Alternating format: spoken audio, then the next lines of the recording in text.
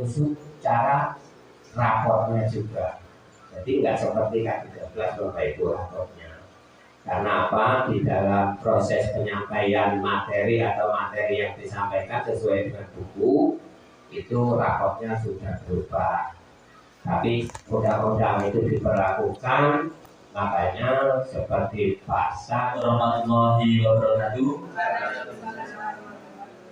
Innal hamdalillah nahmaduhu wa nasta'inuhu wa nastaghfiruh wa na'udzu billahi min shururi anfusina wa min sayyiati a'malina may yahdihillahu mudilla lahu wa may yudlil fala hadiya lahu. Asyhadu an la ilaha illallah wa anna Muhammadan abduhu wa rasuluhu la nabiyya ba'da. Yang saya hormati Bapak Kepala Sekolah SDN 3 Suryati Bapak Mulyono SPD MSI.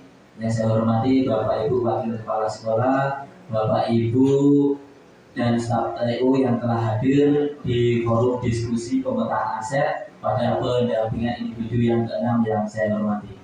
Alhamdulillah Pak, pada kesempatan hari ini itu merupakan pendampingan yang terakhir Bapak ya, yaitu pendampingan individu ke-6 pada program pendidikan guru penggerak. Di sini Pak, saya selaku pengajar praktik yang pertama mengucapkan banyak terima kasih Pak atas dukungan dari Bapak Mulyono selaku Kepala Sekolah, kemudian Bapak Ibu rekan sejawatnya dari Bapak Suska yang selalu mendukung dan selalu direpotkan oleh Pak Suska baik dalam kegiatan maupun ada yang diinterview, selalu hadir dalam setiap diskusi maupun misi kuesioner. Saya ucapkan terima kasih Bapak Ibu telah membantu CGP saya, calon guru penggerak saya untuk menunaikan tugas-tugasnya baik lewat LMS maupun lokal karya dan pendampingan video. Untuk selanjutnya Bapak, saya juga mohon maaf Pak, selama saya di SDN 3 Suryati ini ada tingkah laku maupun tutur kata yang kurang berkenan, saya mohon maaf Pak pada Bapak Kepala Sekolah, kemudian dari Bapak Ibu yang lain.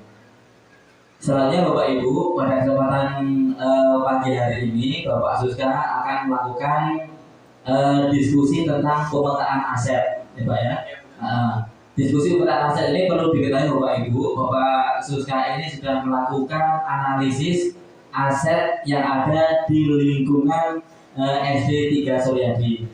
Aset yang di sini nanti akan dikembangkan oleh Pak Suska itu sesuai dengan ekosistem Pak ya, baik dari lingkungan abiotik maupun dari biotik. Artinya nanti Bapak Suska itu menganalisis kekuatan aset yang dimiliki baik dari sumber daya manusianya Pak, sumber daya manusia, kemudian lingkungan, sosial, budaya, politik, finansial dan segala macam nanti sudah dianalisis oleh Bapak Suska Pak. Di sini saya berharap juga Bapak Suska itu melakukan analisis itu berdasarkan pendekatan aset Pak ya, atau inquiry apresiatif, sehingga berdasarkan kekuatan bukan kelemahan kita lain. Oke Pak ya. Itu Bapak Ibu. Selanjutnya setelah pendampingan individu ke-6 ini nanti Bapak Suska itu ada lokakarya ke-6. Nah setelah lokakarya 6 nanti insya Allah Pak tanggal 8 dan 9 itu ada lokakarya ke-7 Pak. Nah, Juli Pak. Nanti harapan dari saya Pak mewakili dari Balai Guru Penggerak Provinsi Sumatera Selatan, mohon kehadirannya Bapak Kepala Sekolah dan rekan-rekan guru yang lainnya untuk hadir di tanggal 9 Pak, hari Minggunya Pak, di SMP Negeri 3 Ayoagung Pak.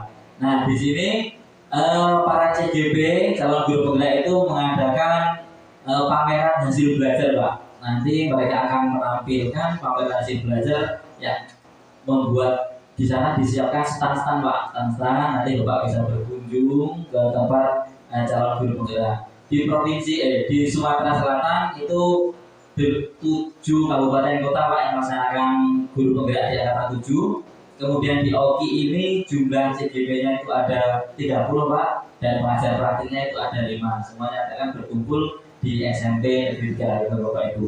Bapak Ibu itu undangan dari kami, apabila nanti ada waktu dipersilakan untuk hadir Pak. Saya kira hanya itu Bapak Ibu untuk sambutan di awal ini. Akhirul kalam. Assalamualaikum warahmatullahi wabarakatuh.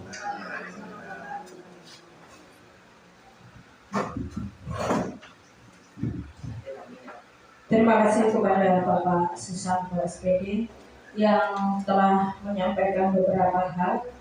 Alhamdulillah bisa kita diundang juga Untuk acara yang selanjutnya yaitu acara doa penutup. Untuk acara doa penutup ini, mari kita baca bersama-sama atau kita tutup dengan bacaan Alhamdulillah. Alhamdulillahirabbil alamin. Untuk selanjutnya yaitu acara inti. Setelah kita sudah ditutup acara inti yang akan disampaikan langsung oleh Bapak Muhammad Suskawardiono MPDGR, kepada beliau waktu dan tempat kami persilakan.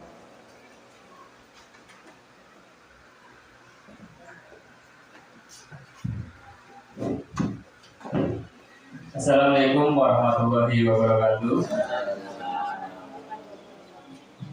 Yang terhormat Bapak Kepala Sekolah, Pak Mulyono SPD MSI, Bapak Susanto yang hari ini sempat hadir walaupun jauh Bapak Ibu ya, rumahnya ini Bapak Ibu, rumahnya di Mesuji Raya ya Pak ya.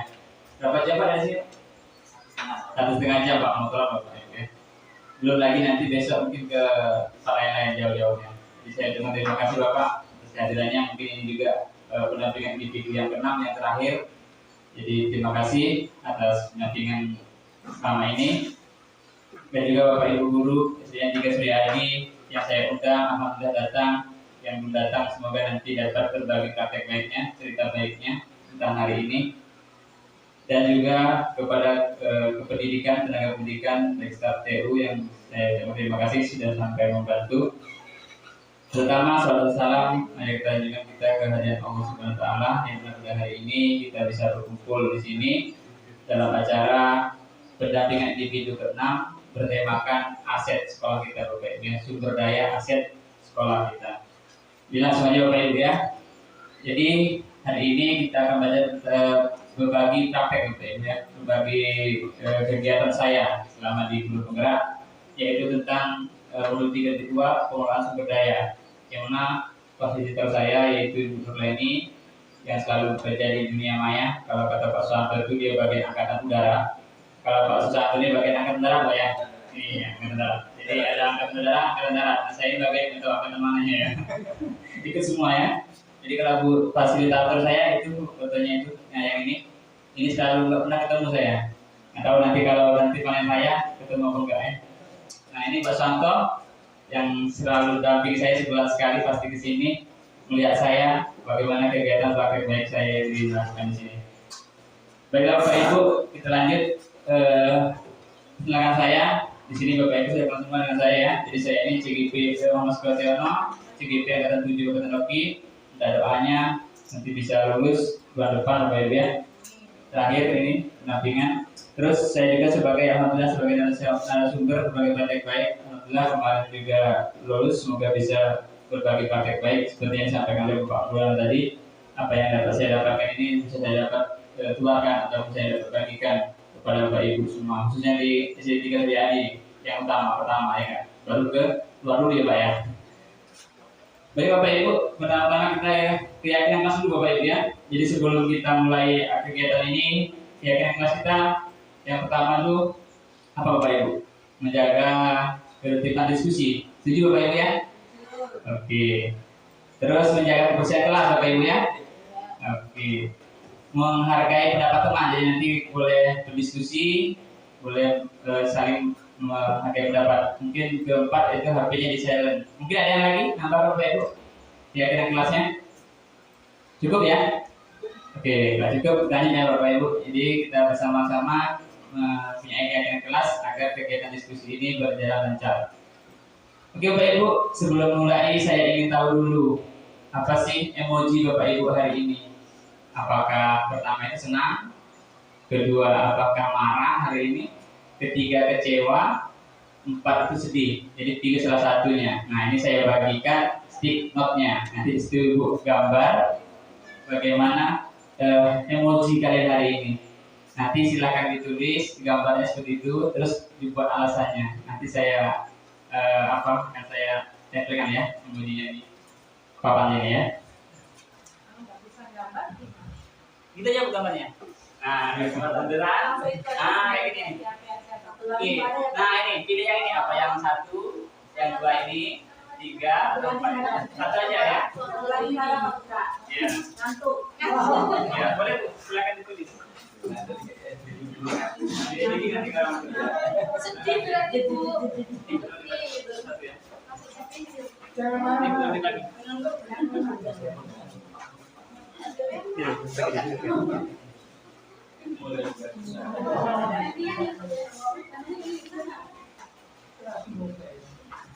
Sudah Bapak Ibu dapat semua?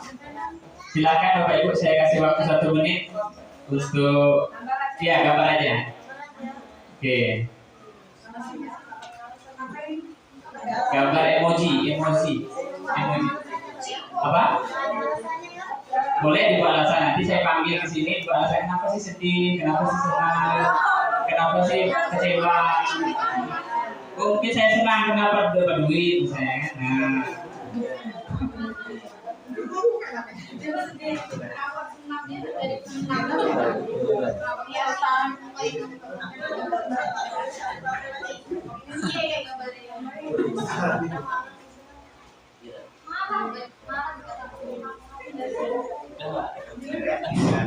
Silakan Bapak Ibu untuk menggambarkan emojinya.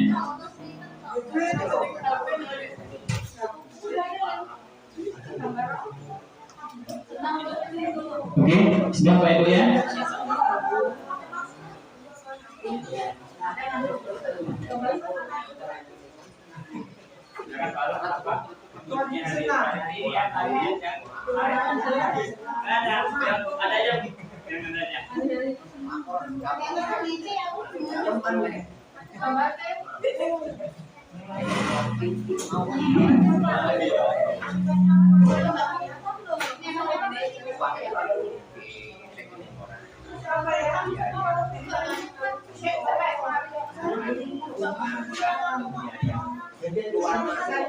Oke, yang sudah boleh maju ke depan. Yang emojinya senang, siapa emojinya senang? Ibu Warsilisi ya. Oke, silakan Bu. Hari ini kenapa Bu bisa senang? Bu dan berbagi kepada teman-temannya biar teman-temannya tahu. Terima kasih. Kenalkan, nama saya Warsilisi. Saya dari ngajar di kelas 3. Ditanya oleh Pak Suska, mengapa kok saya senang? Karena yang pertama, saya akan bertemu dengan anak-anak saya. Itu jadi saya senang, walaupun dari rumah tadinya banyak pekerjaan, penat, tapi saya akan ketemu dengan anak-anak saya. Yang kedua, akan ketemu dengan Bapak Ibu guru yang kadang-kadang bisa saya buat untuk jurnatan. Terima kasih, begitu saja Pak Suska. Oke, tangan Bapak Ibu. Oke, terima kasih Bu Warsilisi ya, semangat sekali. Biarpun nggak bisa gambar, tapi semangatnya luar biasa ya. Oke, kita Bapak Ibu jadi Bu Warsilisi senang. Oke, yang marah siapa Bapak Ibu? Yang hari ini marah? Marah. Oke, silakan ke sini Bu. Kita Bu.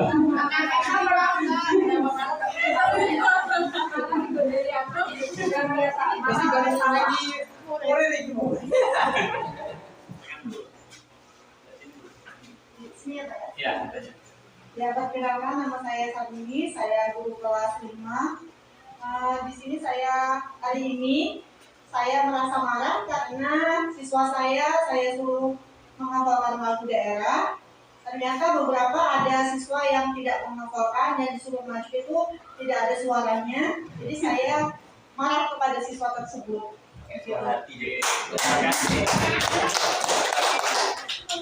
Oke, terima kasih Bu Sabini ya. Semoga dengan sudah mengungkapkan perasaannya mungkin berkurang Bapak Ibu ya. Undang-undangnya berkurang kan? Jadi sekarang sudah berkurang emojinya ya. Oke, yang juga kecewa? Siapa yang kecewa? Ada tidak Bapak Ibu yang kecewa? Tidak ada ya? Ada yang sedih. Ada yang kecewa?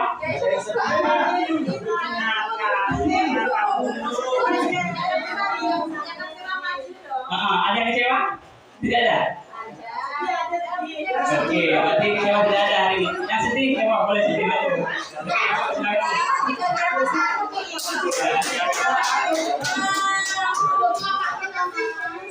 Assalamualaikum warahmatullahi wabarakatuh. Perkenalkan, nama saya Siti Ruya, guru kelas 4A. Saya hari ini sedih karena tidak bisa fokus mengikuti acara Pak Suska. pikirin rapot yang belum selesai.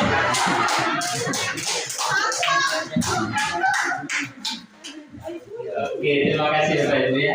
Alhamdulillah Ibu Siti Rumila sudah mengungkapkan undang-undangnya. Gimana sekarang sudah mengungkapkan undang-undangnya?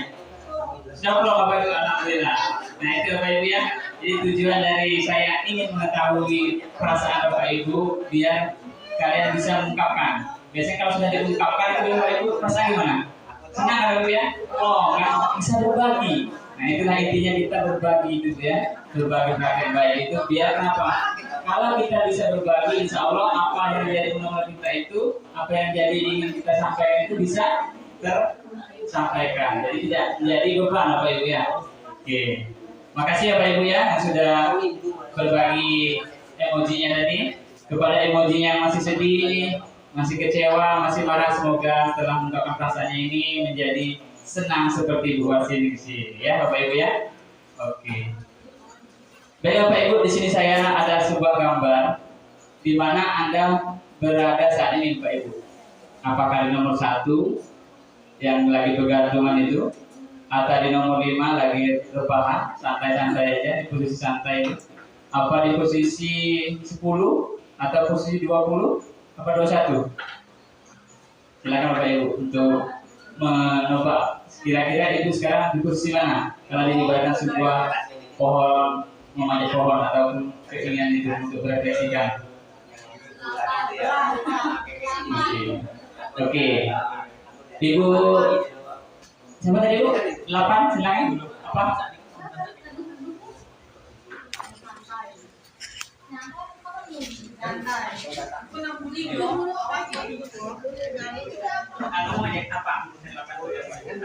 Kalau menurut saya itu nomor 8 Pak, karena sepertinya itu sedang gambar seseorang yang sedang merenung, entah itu menekan nasib atau menekan. Terima kasih. Oke Bapak Ibu ya. Nah ini ada refleksi kita. Sebelum dijawab apa saja refleksi itu, di sini saya akan menyampaikan apa sih tujuan atau pencapaian dari modul ini. Yang pertama kita menganalisis kekuatan kita Bapak Ibu, ataupun aset kalau bahasa asingnya ya. Yang kedua merancang pemetaan. Yang ketiga itu menunjukkan sikap aktif, yaitu untuk pengelolaan sumber daya.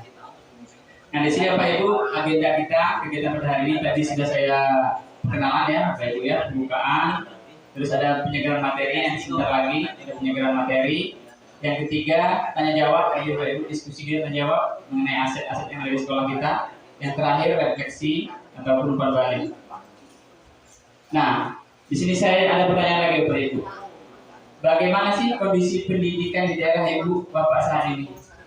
Bagaimana kondisinya?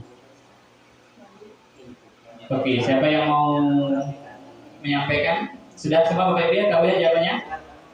Oke, silakan ditulis tadi di stick note tadi bagaimana kondisi pendidikan di daerah Bapak Ibu saat ini.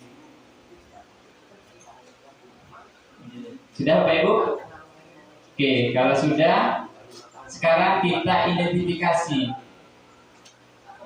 Menurut Bapak Ibu, manakah dari jawaban Ibu tadi apakah bernada ataupun bertuliskan negatif atau positif? Coba yang kita negatif dulu. Siapa yang negatif? Coba Pak Adi. Tadi jawabannya Pak Adi. Positif. Apa jawabannya? Positif baik. Baik. Oke, berarti baik itu positif ya. Ada yang lain? Yang negatif siapa? Yang ini Bapak Ibu. Bagaimana kondisi pendidikan di daerah Ibu Bapak? Jawabannya tadi apa? Bu siapa? Bu Putri? Oke, itu termasuk positif atau negatif? Negatif. Bu Bas, gimana kondisi pendidikan di sana ini? Tadi jawabannya? Sudah baik ataupun belum atau belum? Berarti itu masuk positif atau negatif? Negatif ya. Jadi bisa Bu ya membedakan ya. Jadi Ibu sendiri, Bapak Ibu yang bisa menjawabnya apakah positif atau negatif? Jawaban Bapak Ibu ya. Oke. Nah, sekarang mengapa sih kita harus penting melakukan pendekatan berbasis positif ataupun berbasis aset? Kenapa kita nggak selalu memilih kekuatan berbasis masalah? Kalau negatif itu masalah kan? Nah, jadi Bapak Ibu ya, jadi jawabannya pertama ini. Kalau kita berbasis pada kekurangan ataupun lawannya yaitu akses kekuatan. Jadi ada kekuatan, ada kekurangan, atau bahasa yang dulu itu hambatan. Kalau kita hanya berbasis pada masalah atau negatif tadi, yang kita dapatkan adalah fokus pada masalah. Cak mana ya nak macam masalah ini? Cak mana ya macam masalah ini kan? Itu orang yang berpikiran negatif. Kalau orang berpikiran positif, yang berpikiran pada aset, dia seperti ini. Fokus pada aset dan kekuatan. Jadi apa sih yang ada pada diri saya? Kekuatan saya pada diri saya apa? Itu Bapak Ibu ya. Bisa Bapak Ibu bedanya? Nah, jadi kalau yang pada aset kekurangan dengan aset dan kekuatan itu berbeda. Jadi kalau Ibu Bapak tadi berpikir pendidikan kita itu negatif, berarti kita tadi termasuk yang berkekurangan tadi, fokus pada masalah, masalah tidak. Nah, padahal ada satu lagi berpikiran namanya berpikiran kekuatan. Pada kekuatan kita apa? Yang kedua, berkutat pada masalah utama. Nah, itu masalah yang kedua pada masalah itu. Nah, padahal bisa membayangkan masa depan. Jadi kalau aset itu orangnya selalu berpikir masa depan. Kalau kita yang berpikir kekurangan tadi, ya Allah, cak mana nih ya, aku belajar iso-iso, itu saya tahu ke depan tuh bagaimana berpikir masa depannya. Terus mengidentifikasi kebutuhan dan kekurangan. Jadi kalau orang yang berpikir negatif itu selalu berpikirnya cak mana kurang terus. Ya? Kalau orang yang berpikir negatif, berpikir pada aset, dia berpikir tentang kesuksesan yang telah diraihnya. Aku udah sukses, mana biar bisa sukses lagi gitu kan? Itu orang-orang yang berpikir positif. Terus yang berpikir negatif tadi apa ya? Fokus mencari bantuan atau sponsor atau institusi lain. Jadi kalau orang yang kurang kan, ada mana nih, kasih bantuan, udah berhenti, jangan lagi nak maju ya, nunggu bantuan lain. Nah, kalau orang yang berpikir positif, dia mengorganisasi kompetensi dan sumber daya yang ada di sekolah kita. Jadi apa sih yang ada di sekolah ini yang kita munculkan? Seperti kemarin ya, acara kegiatan perpisahan kemarin, saya sangat luar biasa ya, Pak Eko ya, luar biasa itu aset kita nggak ada. Kalau saya pikir-pikir itu nggak ada. Kalau kita berpikir pada kekurangan, nak nunggu bantuan dari sponsor ini, mana bisa ya, nggak ada. Tapi Pak Eko secara tidak langsung dia sudah menunjukkan aset kekuatan apa yang ada di sekolah ini. Dari kemarin membuat bangku ya, saya sudah sembahyang ya, sampai bisa buat bangku seperti itu ya. Terus mengorganisasi kompetensi, jadi kekuatan apa dari sekolah kita, ya. Jadi jangan kita nunggu dulu, nunggu bantuan. Namanya bantuan itu ya kadang-kadang lagi ya. Nasib bagus dapat ya. Seperti di SD saya rasakan dulu, di SMP Makasih ya, dia bisa belajar pakai laptop semua. Ya alhamdulillah. Kalau kita belum, mungkin kita harus berpikir positif dulu Bapak Ibu ya. Terus yang berikutnya merancang program atau proyek untuk menyelesaikan masalah. Jadi kalau orang yang berpikir negatif itu dia selalu merancang buat proyek itu jadi. Nah ini. Tapi kalau yang berbasis aset ini merancang rencana berdasarkan visi. Kekuatannya apa nih yang ada di sekolah nih? Misalnya kalau ada di sekolah Siti Kesediaan ini apa? Rupanya anak-anaknya bisa diajak misalnya membuat perusahaan kamarnya, membeli balon, membeli bola. Itu saya sangat kagum ya pada Pak Eko yang bisa membuat aset ya. Terus berikutnya mengatur kelompok yang dapat melaksanakan proyek. Jadi kalau yang berpikir itu buat proyek, tapi tidak tahu proyeknya di beda. Nah, ini. Tapi yang berbasis pada aset, dia melaksanakan rencana aksi yang sudah diprogramkan.